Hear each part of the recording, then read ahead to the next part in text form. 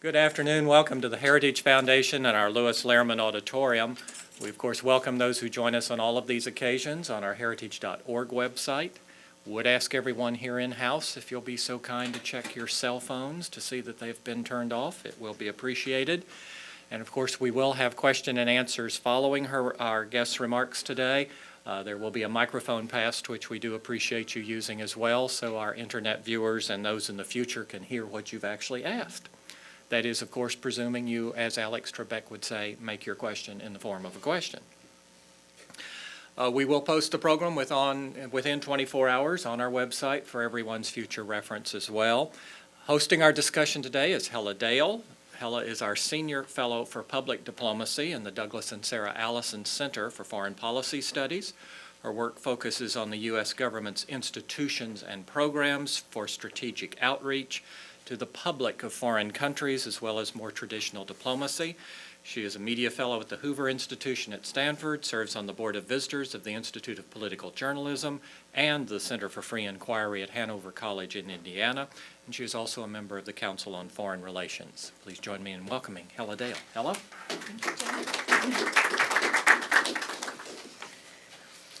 Good morning, good afternoon. I'm not quite sure which, but welcome anyway. It's my great pleasure to introduce today our speaker, Diana West, who will be speaking about her new book, American Betrayal, The Secret Assault on Our Nation's Character. I have the great pleasure of being able to say that we are former colleagues.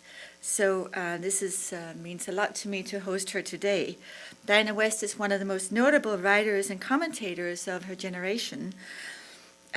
She writes a weekly column published in over 120 papers, and she worked previously at the Washington Times, as I did, as a reporter and writer, covering with her sharp pen, among other things, the Clinton scandals. She is an author of two previous books, The Death of the Grown-Up and Sharia, The Threat to America.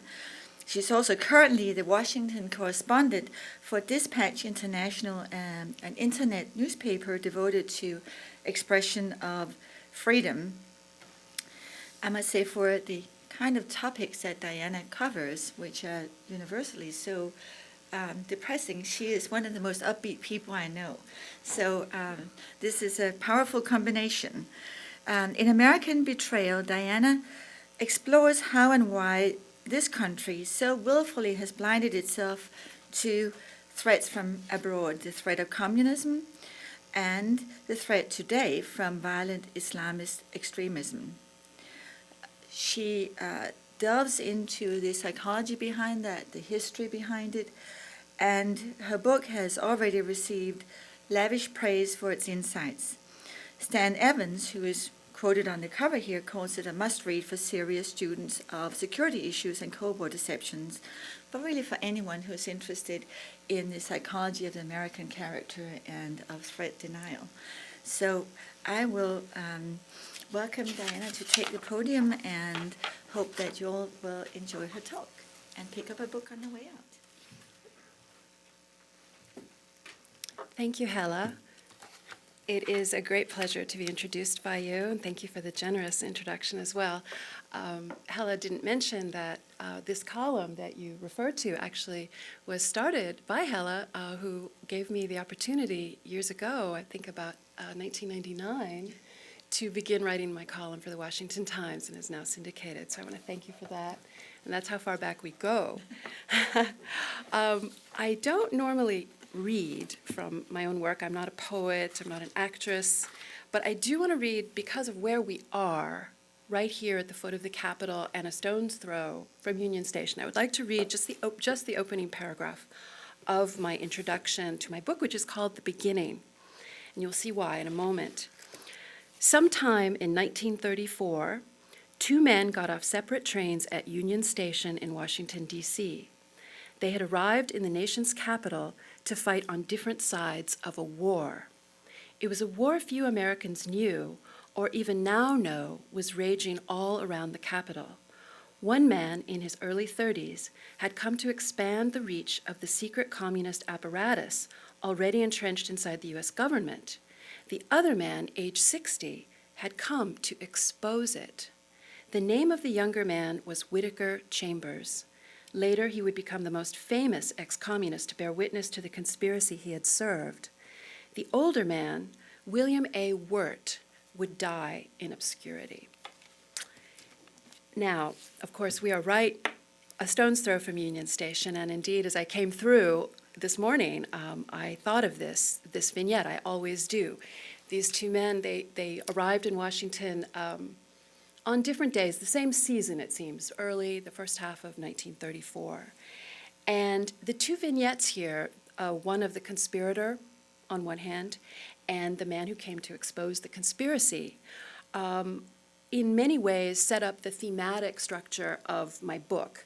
In one sense, the book is really a story of 20th century American history told from the vantage point of trying to sort out the conspirators and those who would expose the conspiracy, the people who suppressed the facts and the people who were trying to bring them into the open. And I would start by saying that to date, it is the conspirators, gotta take that out. It is the conspirators that have won, which I think makes our claims of victory in the Cold War quite questionable. Just think of the Marxist occupation of practically every college campus in America and try to reconcile that with notions of Cold War victory. And as for those I call the Truthtellers in my book, it is my hope that this book does at least bring them some long overdue recognition. It is these patriots who are the inspirational core of what is, yes, very much a dark tale. To date, these people these Americans and some foreigners have really been paved over and forgotten for the most part by the history that has been written, yes, by the victors. I would include among these, just to give you an example of some names that I doubt are too familiar necessarily, Major George Racy Jordan, who in 1949 and 1950 testified on the Hill before Congress as to the transfer of atomic materials to the Soviet Union during World War II, which is a story most of us have not heard. Another one would be the great journalist Julius Epstein, who triggered congressional investigations by about 1950, 1951, to assess, to analyze, to codify the guilt of the Soviet Union in the Katyn Forest Massacre, which to date had officially been accepted by the United States government as a German war crime. So this was also very important. I would also include in that group a very notorious name, but Senator Joe McCarthy. These are the truth-tellers, the investigators, people trying to get their hands around this conspiracy that for the most part has been successfully hidden away from us. And when you start looking at our history in terms of this divide or struggle, really, war between the truth-tellers or those who would like to reveal more of what's going on and those who are trying to suppress the story, it changes I think it should change, it changed mine, assessment of both World War II and the Cold War, which are, of course, the dominant American events in the 20th century. And I would just say this, mentioning that I am the daughter, I say this as the daughter of a proud veteran of World War II. My late father, Elliot West, walked ashore onto Omaha Beach on D-Day +2, and he would go on to fight across Northern Europe. He would end up actually just over the German line in a beautiful, beautiful little town, or near a beautiful little town called Monschau. And this would be toward the end of 1944. And it was not long before that, or not long after he got there, that he, still wearing his summer issue uniform of summer in Normandy, became quite ill, got a very high fever, and was pulled off the line. And it wasn't long after that that the Germans mounted their last breakout, which we know as the Battle of the Bulge. And the group my father was attached to in that vicinity suffered grievous casualties. And it is one of the more controversial claims of my book, which I understand is quite controversial, that perhaps D-Day and the Battle of the Bulge would not have been necessary, would not maybe even have happened, had it not been for the communist penetration of our war strategy making mechanisms, the chain. Indeed, I came to the conclusion that the war itself might have ended much earlier than 1945. A date that made sense to me as I sifted through this evidence was as early as 1943, which of course is before most of the tens of millions of people who died in the war in Europe had died, and before most of those cities in Central Europe had turned to rubble, and significantly also before the Red Army of Stalin had broken out of Russia. So these are some of the framework of what I'm looking at. But it was not what I set out to do with this book. I had no idea I would be taking this journey through history. I had no idea it was there to take, to tell you the truth. I actually began my research and even sold my proposal to St. Martin's with a very different book in mind, trying to understand what it was that seemed to make it impossible for our society to face facts about Islam, which, as a columnist, I have been mining that particular subject since 9/11 in various ways. Again, as Helen noted, very interested in the impact on the Western mind of an ideology coming out of Islam, how it is received and apologized for, and indeed, as I find out as a journalist trying to work the public square in terms of what language is acceptable and so on, very often not even discussed, and increasingly so. So this was actually what I set out to find, and in attempting that, I decided to investigate whether I could find historical precedent for what increasingly seemed to me a perversion of logic. I mean, you think about being hit on 9/11, and the very next day, the president and the entire mechanism of government is telling us repeatedly, Islam is a religion of peace.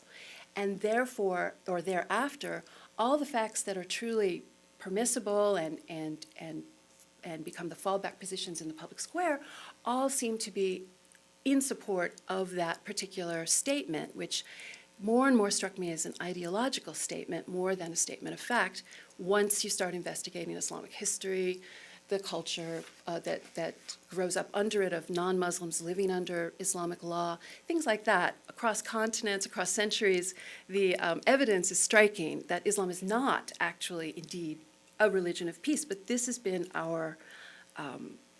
the row that our government certainly has hoed since that very beginning. Now, this struck me because it struck me as increasingly ideological. And I noted that conversation could be shut down with a single word, Islamophobe or Islamophobia. I started understanding this, again, in terms of something we had undergone before. And that word, which may not be, well, it would be familiar, but most people haven't heard for a very long time, would be redbaiting. Redbaiter or redbaiting is the Islamophobe or Islamophobia of yesteryear. And I was really struck when I came across something that J.B. Matthews, who is one of my book's Truthtellers, he was someone who would go on to work for, he'd been a fellow traveler, a socialist. He would go on to work for Senator McCarthy and would be himself publicly smeared as a redbaiter quite repeatedly. But in 1938, he wrote this about redbaiting. He said, "It is the best trick ever invented short of a firing squad for making short work of anybody who dares to object to communist theories and practices. If he is not effectively silenced, he is at least thoroughly discredited among the vast flock of citizens who enjoy thinking of themselves as liberals." And here I found this thread of ideology that I decided to try to follow, because after all, Islam, while a religion, is also a collectivist and totalitarian ideology at odds with rule of law-based liberty. Similarly, in that earlier era, you can certainly describe communism, which has inspired a religious fervor among its followers, is also a collectivist and totalitarian ideology that is at odds with rule of law-based liberty. And as I read and read, I began to discover, much to my amazement, that during World War II, the U.S. government embarked on a campaign to whitewash communism that is uncannily similar to what we have seen in the wake of 9/11 in terms of whitewashing Islam. Now, this was no accident then, and I don't think it's entirely accidental now. It's the truth that we know this, that the Soviet Union had begun a dirty war, an intelligence war against the world from the moment it came to power in 1917. But it did so in American isolation. We had 4 presidents and 6 secretaries of state who refused to normalize relations with the Soviet Union. a revolutionary entity that had essentially declared war on the whole world and declared itself dedicated to the overthrow of every other government. And so these presidents, quite logically, I would suggest, decided you could not really enter into normal relations with such an entity, so they didn't. Then we have, on November 16th, 1933, Franklin Delano Roosevelt recognized the Soviet Union, normalized relations. And when I went back to that and tried to understand the reasons behind this, it's interesting. There isn't as much research or evidence of exactly what went into this decision. There is some, but it's a bit murky. But one thing I could tell right away was that this relationship was based on lies from the start. Indeed, in the exchange of notes between the U.S. and the U.S.S.R., there's a page that page of promises that the Soviet Union had to sign. One page, it's a single page. They had to sign in order as a condition of this normalization, and it's almost comical in a very dark way to read it today, because it's essentially a restatement in several different ways, asking the Soviet Union to promise not to overthrow the United States, not to overthrow the Constitution, not to support anyone who would, not to support secret cadres of people who might be interested in so doing, and so on. It's a restatement of this notion of stay away, we are here, let us be, and then we'll enter into normal relations. The Soviet Union signed. They were already participating in this very effort here and would only ramp it up after normalization. This, I think, is a very significant moment in American history, because it also forced our government to lie. In other words, in order to continue the relationship based on this set of promises that were being flouted nonstop, our government, our leaders, had to pretend otherwise. And I developed this in the book in terms of exploring how this sort of led us into a foreign policy of double standards, a mindset of unreality is okay, things that really, I think, eroded our grasp on facts and morality. And I would just add that at the time of this recognition, the terror famine in the Ukraine, which killed something 5 to 6 million people forcibly starved by Stalin as a political strike against his people, had recently come to an end, recently subsided. And yet, the United States recognized this government that had just killed 5 to 6 million people without any mention of that in this exchange of notes. It's kind of, again, another very signal moment. It would be, I mean, think about it. Imagine if there was a government that recognized Adolf Hitler's government after having killed 6 million people, 6 million Jews. People will say, oh, you can't compare them. And of course, the historical situations are quite different, and yet the morality of the hypotheticals, I think, holds. And this is sort of the very dangerous territory that the United States entered with recognition. And this is something that I track in the book. One word about the mechanism of the book. After the Soviet Union dissolved in 1991, we had the opening of archives in the Soviet Union, partially, selectively, temporarily, that scholars were able to enter these archives and draw out. I'm sure many of you are familiar with the intelligence archives that have been published, so that we actually see what was going on secretly in this intelligence war against the United States and other Western governments. That in itself triggered over here the release of another important Soviet archive, our Soviet archive, which is known as the Venona archive, which is the intercepts that were actually just copies made by Western Union of Soviet embassy cables going back to Moscow that were in code. And when Hitler and Stalin entered into their pact in 1939, Western Union was told to just start copying them and put them in bags, and nobody was doing anything really with them. They were in code. And then by the time 1943 rolls around, there was a decision made to decrypt them, if possible, in order to find out how better to serve our great ally Stalin. I mean, this was initially why these cables were looked at, and as the cryptographers began to see what was written, that is when they realized that this was not just diplomatic traffic, this was espionage committed by Americans against our government on behalf of Moscow. So this was a very serious a very serious discovery that was not presented to the American people until the mid-1990s, which is, I found odd. When I started looking at this with new eyes, you think, why did they hold on to it for that long? Have they released everything? I mean, we have 2,900 cables approximately out of scores or hundreds of thousands of cables that may or may not have been decrypted. I don't know. I don't know if anyone knows.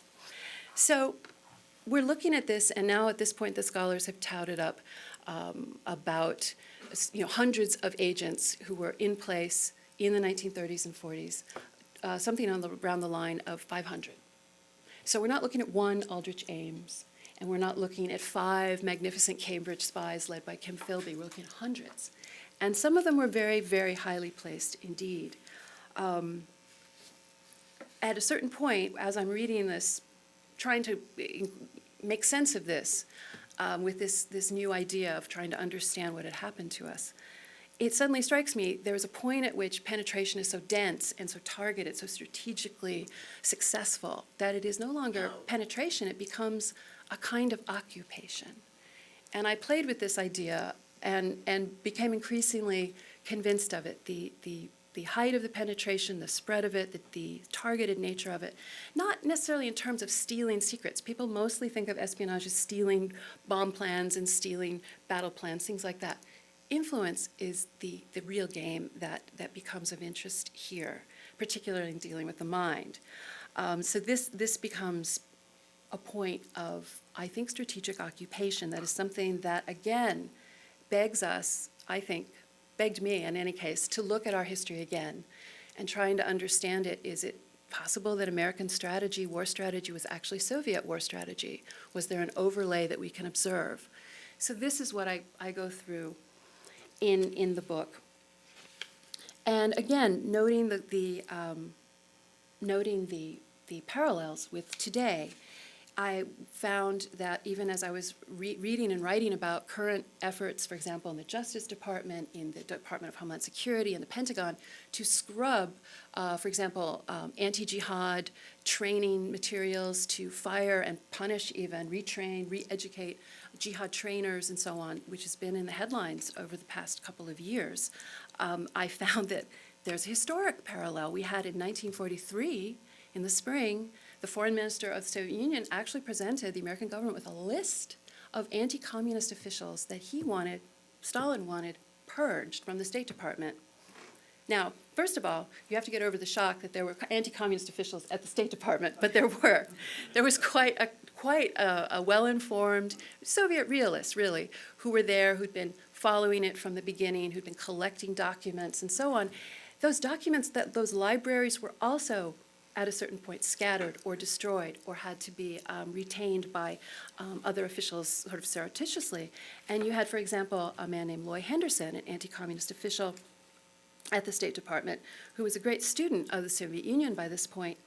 And he was actually near and dear to my heart for something he wrote in 1941, on the day before the invasion by Germany of Russia that started the war between Germany and Russia. It broke their friendship pact, clearly, and shocked Stalin with a surprise attack.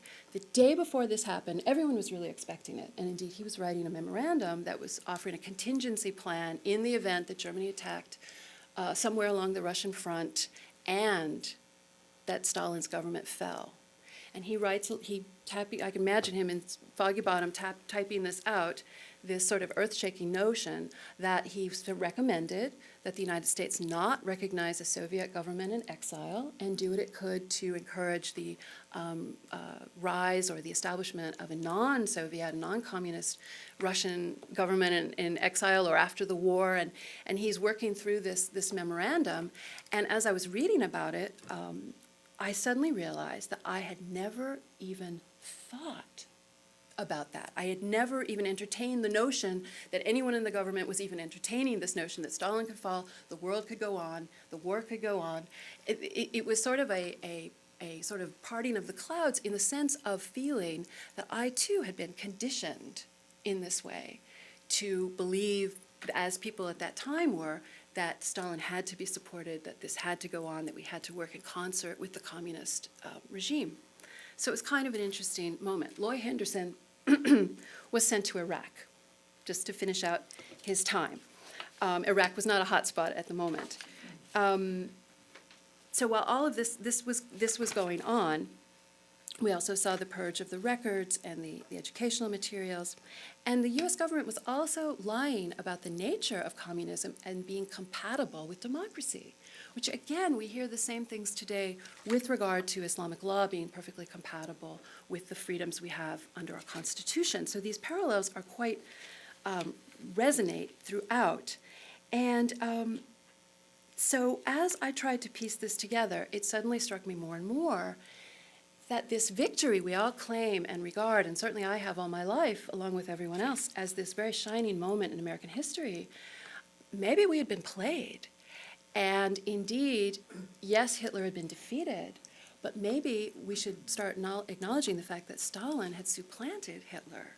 That Germany was destroyed, Central Europe was a vacuum, and then we had the rise of this Gulag empire. So again, this notion that there's a way of looking at these things that maybe we haven't paid enough attention to that becomes possible because of the intelligence archive confirmation of what was really going on. But it surprised me that I could actually come across any possible new thought regarding this period. It's been written about thousands and thousands of times in many books, many scholars, great scholars have been working this field. And this again strikes me as part of my subtitle, really, The Secret Assault on Our Nation's Character, this learning to lie, this learning to ignore things, this conditioning that could allow the intelligence history to remain just, continuing, mounting up over here, and the general history to remain essentially untouched by the findings. And indeed, if you go to the bookstore today, and there's a big new Eisenhower biography, you can't find any of this. The new Yalta books, it's amazing. It's as if they are written in a vacuum. And this even goes with histories, Soviet histories and things like that. There is almost I can think of no other term but vacuum to describe this. So essentially what I do in this book is try to knit the two histories together where they belong. And one of the things looking at this assault on our character, I try to understand is how we could get to this point. And there's an interesting book that I found that I rely on, I quote from in my book. It was a very slim little book by a very noted military correspondent named Hanson Baldwin. He was a very famous World War II correspondent for the New York Times, Pulitzer winner, and so on. He wrote a very interesting book in 1948 called Great Mistakes of the War. And when I first came upon it, I looked at the title and I thought, what mistakes? What our vision of the war is such that it was, there may have been setbacks and tragedies and so on, but in terms of great military mistakes of the war is what I was looking for, and I didn't know what I would find. And I would just like to note a couple of them. He only has 4, and I'll read the first 2. Number 1, the first great mistake, that the Soviet Union had abandoned its policy of world revolution. And number 2, that Uncle Joe, which of course was the nickname that Roosevelt and Churchill used for Stalin, that Uncle Joe, Stalin, was a good fellow, someone we can get along with. Now, neither of those mistakes are actually military or strategic. These are mental, and they're the results of mental conditioning, I would submit, propaganda.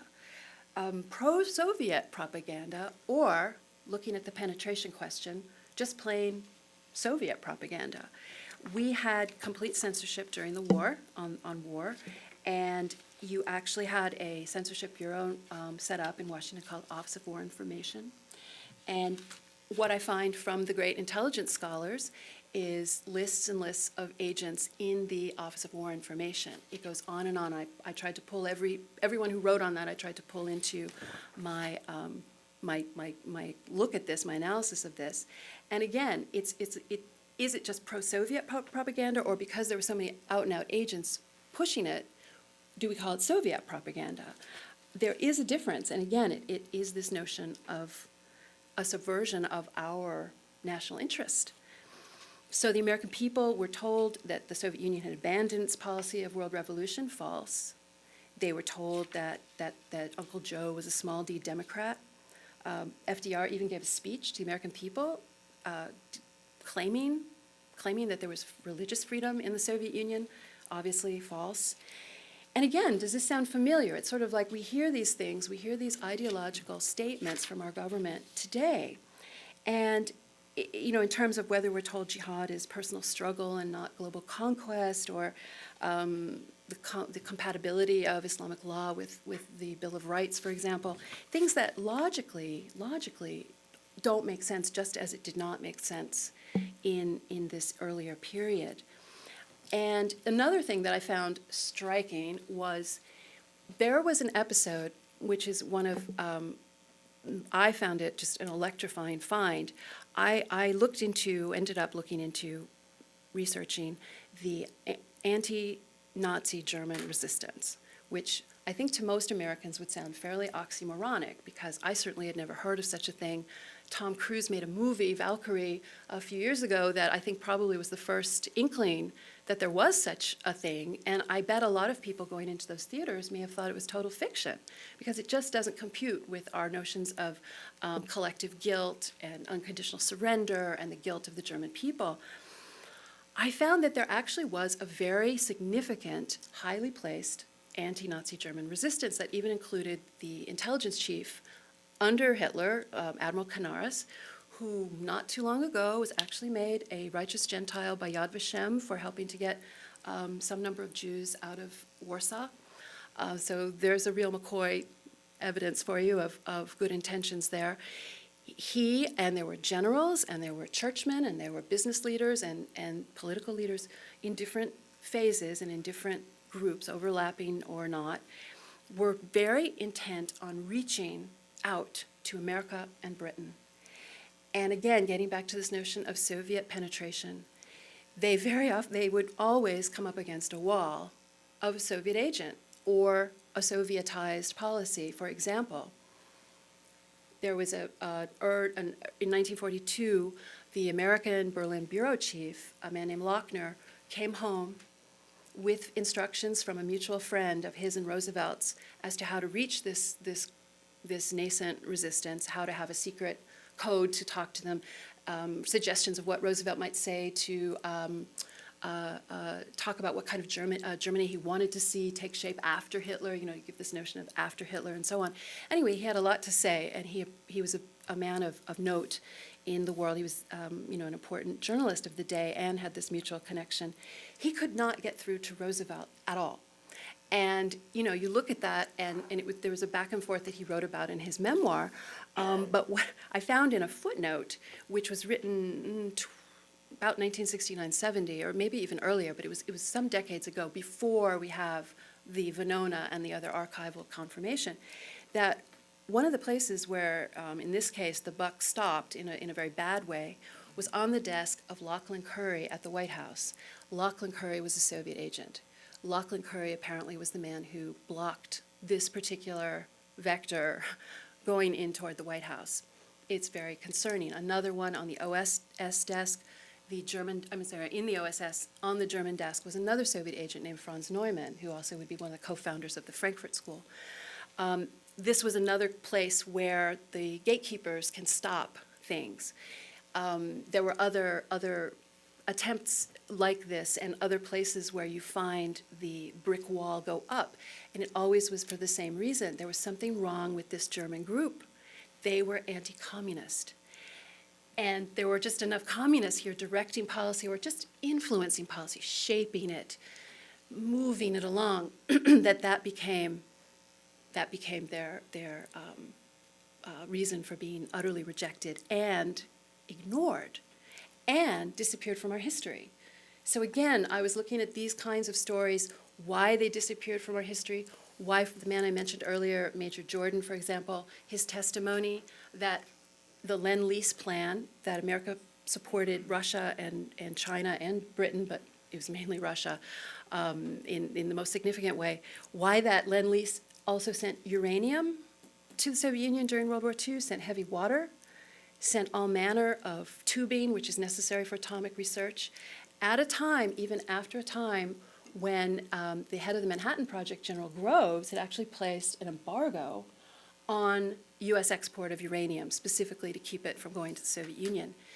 You had the Lend-Lease organization, which was actually guided and overseen by President Roosevelt's top aide, Harry Hopkins, who's a very suspicious character in my book, actually circumventing that embargo by getting Canadian stock.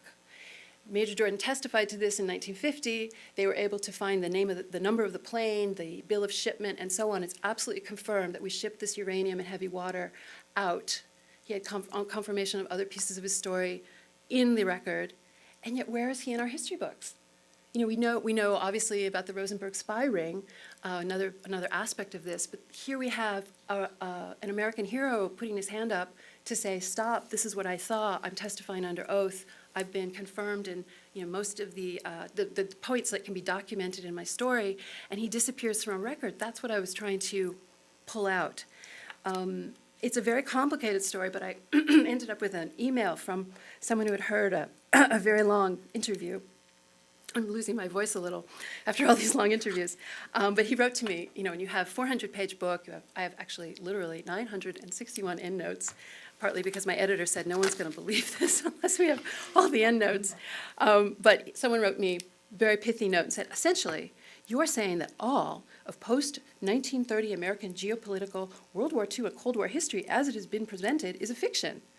I thought, yes, that's in a sense what I'm saying, because we are not taking into account this dirty war that was being waged against us that I maintain we have hidden and covered up ever since. So as much as attempting to expose this, I'm also trying to attempt to expose why such a fiction could be presented as truth. And I did determine in my travels here through history, it comes from partly from the left, the establishment that cannot bear the unraveling of Roosevelt, and the socialist state he fostered. I think that's another misnomer to look back on this evolution as anything other than socialist or socialistic.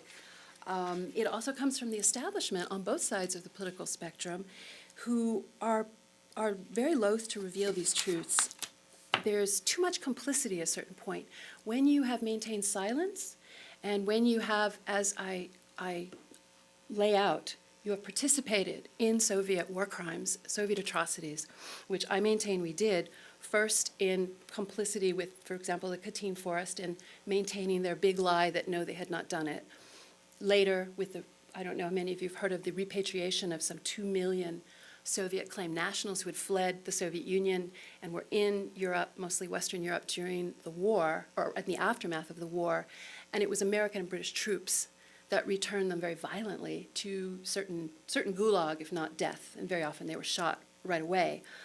This was going on, incidentally, during the Nuremberg trials and after. These are the kinds of things that are part of our hidden history. We don't like to think about it, and indeed we have not. But this kind of guilt, and then later on this deception about what I call the Truthtellers or the great investigators, somebody at a certain point knew that Alger Hiss was guilty, that Harry Dexter White was guilty, and yet the country went on for decades arguing and really becoming divided in ways that are maybe impossible to repair. This is the kind of deception, silence, complicity that I think the elites, the establishment, does not want brought to the fore by this kind of revelation. And Stanton Evans, who was kind enough to give me a quotation on the front, I consider him my mentor on these matters, and he was very helpful to me while I was researching the book. And one thing he said to me when I was early in this was, he told me that as you research, when you go back to a document that you saw or a pattern that you noticed, when you go back after a period of time, it will always look different. You will always see something else. And I thought that was excellent advice. And I would say that I can say that about this concluding anecdote that I would like to share with you, which is something I read early when I was just starting the research. It was by Vladimir Bukovsky, who I guess it's a few years ago now, because I was working on the book for a long time, but 2-3 years ago, he wrote a piece in the Cato Institute's magazine about his experiences in the archives of the Soviet Union after the fall, when Boris Yeltsin was president, the first president of the new Russia. And Yeltsin had sent him in to pull together an indictment of communism, of the system, not the people, because as Bukowski said, you would then have to put 19 million people on trial or what have you, but no, the system, the crimes of the system, which is something that have never been reckoned with, and a big part of my research trail was really trying to analyze why the Soviet Union could fall and the Western governments were so terribly ambivalent and indeed propping up of Gorbachev as former President Bush and so on. But Bukowski was in there and fortunately copying as much as he could, because at a certain point he got kicked out later on, and he brought out a tremendous archive of his own from these records. But at a certain point Yeltsin came to him and said, "Stop, you have to stop. This isn't going to work out. Nobody wants the trial. I'm getting telegrams from the West asking me not to do this." And when I read this, it didn't really make sense from my previous perspective, but having come back to it after all of this fairly horrifying research, you start to see there was this symbiotic relationship. It wasn't just periods of appeasement or what have you. There was always this accommodation from the beginning, the lies that grew and grew. And indeed, when you think about it, how could the Soviet Union been admitted to the United Nations after World War II as a democracy? They were all supposed to be democracies. The United Nations itself is a very communistic idea. It was overseen by the arch spy Alger Hiss. I mean, these are the kinds of things you start unraveling and seeing things very differently. And it put me in mind of the fact that our elites, anyway, the narrative is more important to them than the truth, than even the country, which is very much the American betrayal. The people, the men who fight the wars, the truth-tellers who end up twisting in this, the funhouse sort of smear that goes on, the manipulation. These are the factors of American betrayal. And Solzhenitsyn at one point wrote, very much in frustration, I think, he said, "It is as if the West actually does not want to know the truth until the moment when this knowledge has ceased to be of use." Now, I maintain this truth is still of use, that these excursions, because I hope I hope that there are more into this record, is useful, because I think it shows the deceptiveness of even our democratically elected government. And I think it should alert us to the patterns of deception that we are undergoing today. Again, these are sort of the poison fruits of subversion, and I do think we are undergoing them again today. And I would say thank you.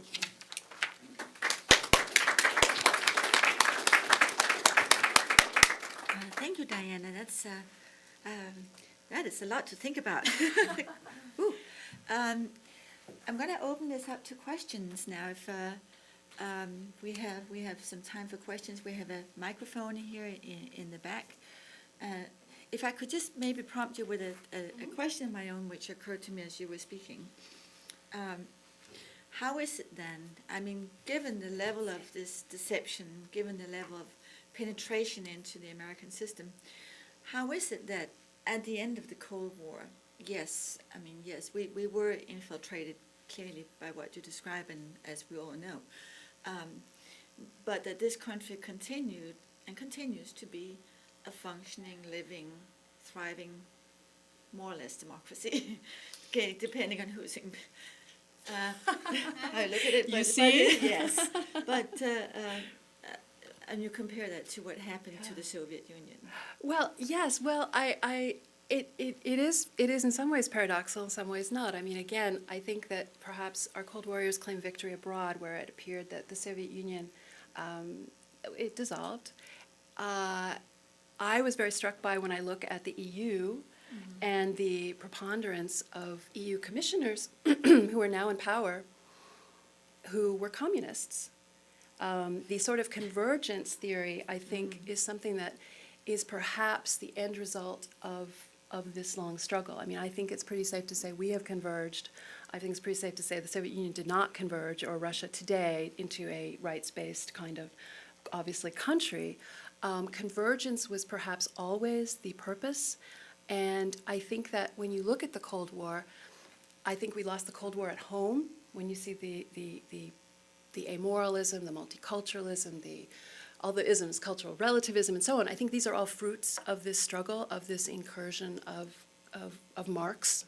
I think political correctness is a word that confuses us, but is actually Marxist-Leninist lexicons. I mean, this is how you control thought, you control language, which is, again, something I go through because I'm very intimately concerned about it as a writer in daily matters.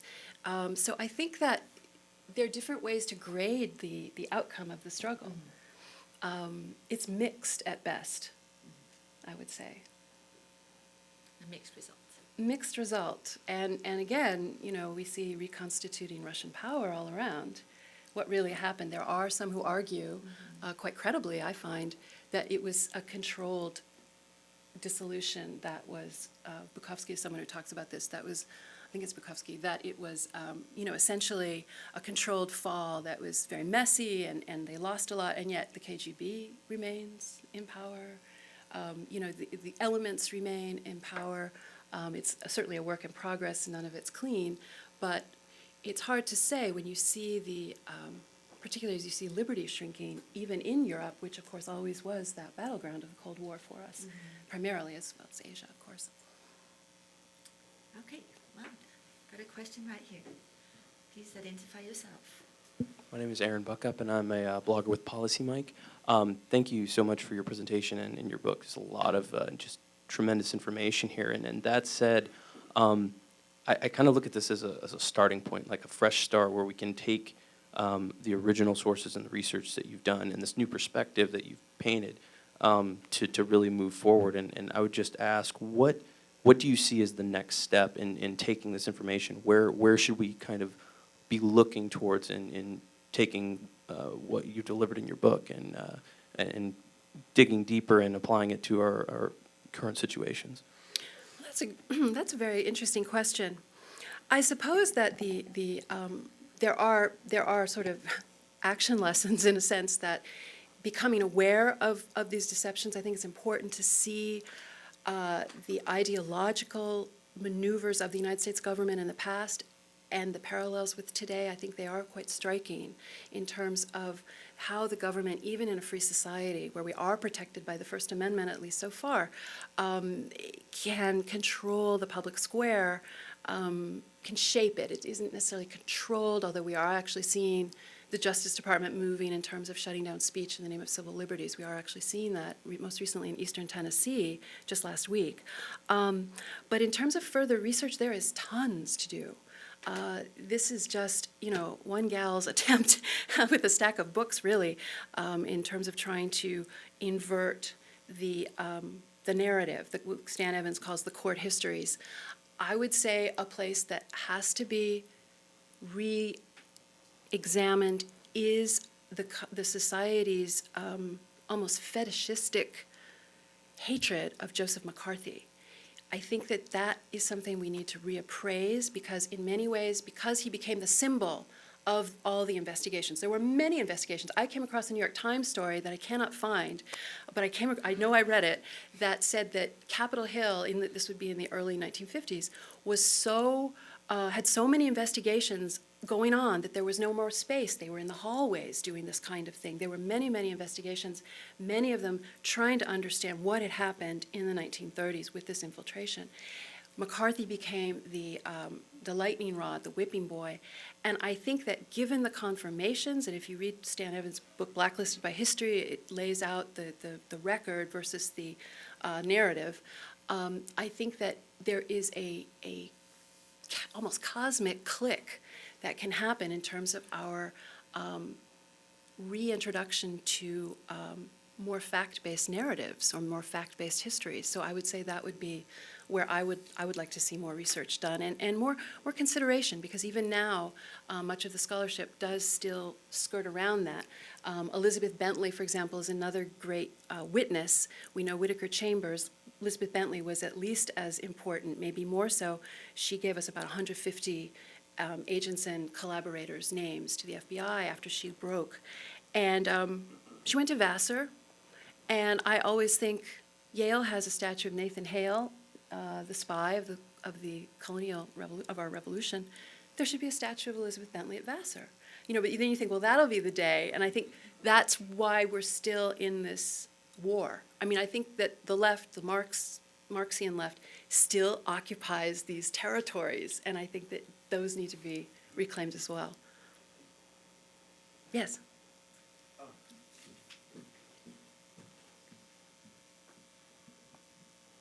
My name is Slavko Martinyuk. I'm a retired sociologist. And thank you for a brilliant expose. Thank you.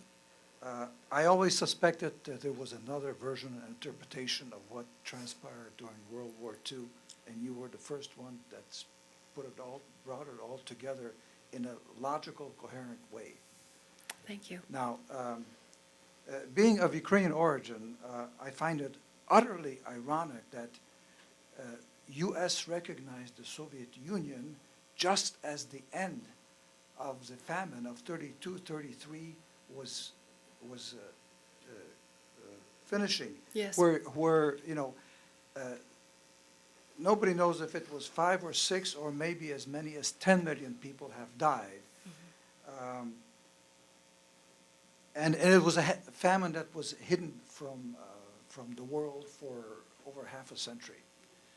Now, but my question is relates to the fact that you mentioned that U.S. government was penetrated by agents like high-level Dexter White, Harry Hopkins, perhaps. Do you have any evidence that Henry Wallace was an agent, or was he just simply a useful, progressive idiot, very naive idiot? And I ask this question because there is an episode where FDR sent Harry Hopkins on an inspection tour of the Wallace. Inspection tour of the Soviet Union Right. in April of 1944, and he was given a tour of Magadan. Yes, and it's in my Kolyma. book, yeah. Mm-hmm. And then he came back with a report that what he saw, he witnessed a well-organized labor camp on the order of a TVA or Hudson Bay Company. Well, yes. Well, thank you for your kind words. I have not found evidence that Wallace was our vice president under Roosevelt until that final term. And had he been in office when Roosevelt died early in that 4th term, it is said that he would have put Harry Dexter White, a Soviet agent, at the Treasury Secretary level, and Alger Hiss as Secretary of State. So this is sort of where he was oriented. I haven't found evidence that he was more than a very strange man. I mean, I think his biography is quite colorful, and I do not have evidence that he was more than that. He was a very useful fool. That trip actually was covered in National Geographic, and I have the issue of the magazine. I got it on eBay, which was the source of many of these out of sight kinds of publications from ages ago. And I believe, I would have to check, but I believe that the text was written by Owen Lattimore, who would later be identified by one of these committees, I believe the McCarran Committee, but I'm not 100% sure, in the 50s as a conscious instrument of the Soviet empire. So he was accompanying the vice president on this trip of Magadan, which is one of the most notorious of the gulags. They actually, in preparation for the visit by the vice president, they actually took down the watchtowers and the barbed wire, and they put all the inmates inside, and indeed they brought out, KGB secretaries or something to look like farm girls, and local officials to look like they were the workers. And this was written about actually in one of the most moving memoirs I ever read by Eleanor Lipper, who was one of the inmates at the time. And she actually wrote that that period was the only time they ever got to rest, because they had to stay out of sight. It's very touching. But thank you. Yes. Hi, my name is Lex McCusker. This period in history that you described so clearly is positively depressing, and not in the least bit because of the sense of deja vu all over again. Can you go into what you think is the extent of penetration into the United States government by Muslim Brotherhood and other Islamists today? Yes, yes. As Helen mentioned, one of the books that I'm a co-author of, I think there are 19 of us on this book, Sharia, the Threat to America. I've written with a number of colleagues, including Andrew McCarthy and Frank Gaffney and James Woolsey and some other very luminous names. And we go into that. It's a very useful tool for understanding this, but of course more has happened since we wrote that book. Yes, there is evidence that the United States government put out there in the Holy Land Foundation terrorism financing trial of a constellation of Islamic front groups, Muslim Brotherhood front groups, that currently operate in tandem with the administration. Now, they did this with the Bush administration too, so this is a bipartisan problem in terms of influencing policy toward the Islamic world. And that penetration influence is profound. And again, I mentioned in passing the impact of, I think it was dozens of Islamic organizations wrote to then NSA leader, NSA head, what do you call him? The NSA? Director, thank you. John Brennan, before he moved to the CIA, essentially demanding these purges of the Islamic training materials, which have been done.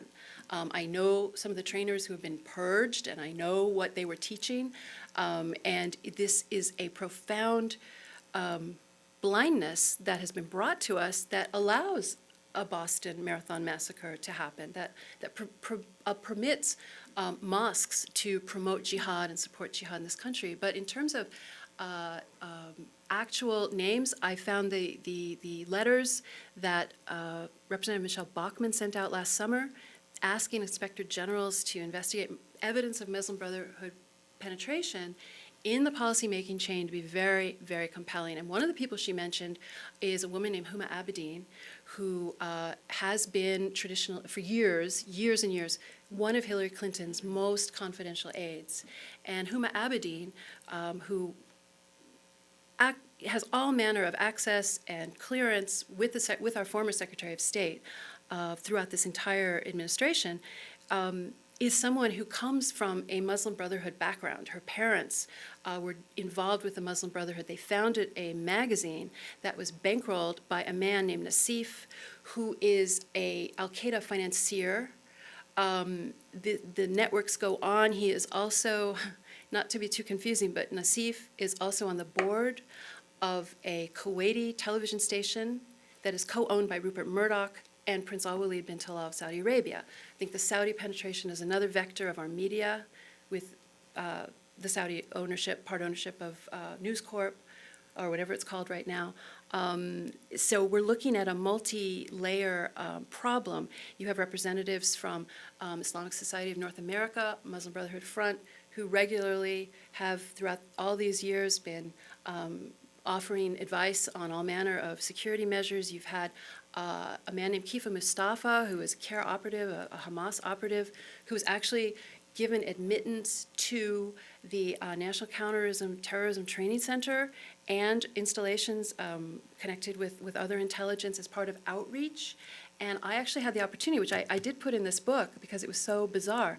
I had the opportunity when this Kifa Mustafa story was broken by Patrick Poole to ask the director of the FBI, the director of NCTC, various officials, Director Clapper and National Intelligence Director. It was a conference, and they were all there, and I was ready for it with my little question about how you could let a Hamas operative, Kifa Mustafa, named, no question about it, into these sensitive installations is is this policy, was this known? What happened? How is he allowed? Because he should have been having every red flag. No one would answer the question. They all, every one of them, one by one, Clapper to NCTC, they wouldn't talk to me about it, and this was in front of a very large audience, and they all said, you'll have to talk to the director of the FBI. So when Mueller finally came out, and I put the question to him, and he said, I was waiting. They told me you'd be asking this question. He just said very dictatorially, I question your characterization, and this isn't the place to debate it. And so you don't get any answer. But this is what's going on, and I think that you have a collection of men at the top, whether it's Michael Hayden, who was one of the people I spoke to about this, former CIA director and NSA director, clueless on jihad, I think that the information they've gotten should be examined for influence. And this is Congress's job. It was Congress's job in the 40s and 50s, and they did it. You know, we have that record because they did it. This is something that Congress needs to do today. But look what happened to Michelle Bachmann. She was essentially crucified. And I don't know this for a fact, but I surmise that it has something to do with her going quiet on the issue. And, you know, now she's retiring, but I don't know that any of that is related. But it is the pattern. Any other questions? Yes? One more, and then we'll wrap it up. Well, Diana, you've done your bit. My name is Jeffrey Barrett, by the way. You've done your bit, but the other parts of society have to do their bit. Do you think that this, well, for instance, this Sharia book, was that widely reviewed? No. And is your book going to be reviewed in New York Times, Washington Post, New York Review of Books, and all those other places that people, you know, that a lot of people read? I mean, Yeah. it's one thing to write a book, but it's another thing to get the information out. Right. Well, And that's the second step. But yeah. I mean, how's it going to do? Do you think? Well, good people like you can tell your friends. I mean, actually, it is the case. My first book, the first book I wrote myself, and my first book, The Death of the Grown-Up, was reviewed. It was very widely reviewed. I did have a New York Times and a Wall Street Journal, and didn't have a Post, but, you know, a lot of reviews. This book has not had any mainstream reviews. It's 2 weeks old, so it's a bit early to say it's over. It's selling very well. I am very happy to say that word of mouth and speaking to people and doing interviews and everything you can do on the internet is very helpful. And I actually would love it if you know, any of you who are so moved, do what you can to at least tell people about this book so they have an opportunity to judge it for themselves. It is a controversial book, and I you know, it takes time to go through. So perhaps I will see reviews like that. Even slams are okay. You know, it's just a matter of getting it out there. In fact, the New York Times review of my first book the reviewer did not care for it. However, it was, as my editor said, it was, you know, it's a very positive review because it was controversial. So that in itself is helpful. But again, it is sort of a people power kind of situation at this point. And, you know, I can't do more than that. I push as much as I can. Well, thank you, Diana, for a wonderful, thank you. thought-provoking discussion.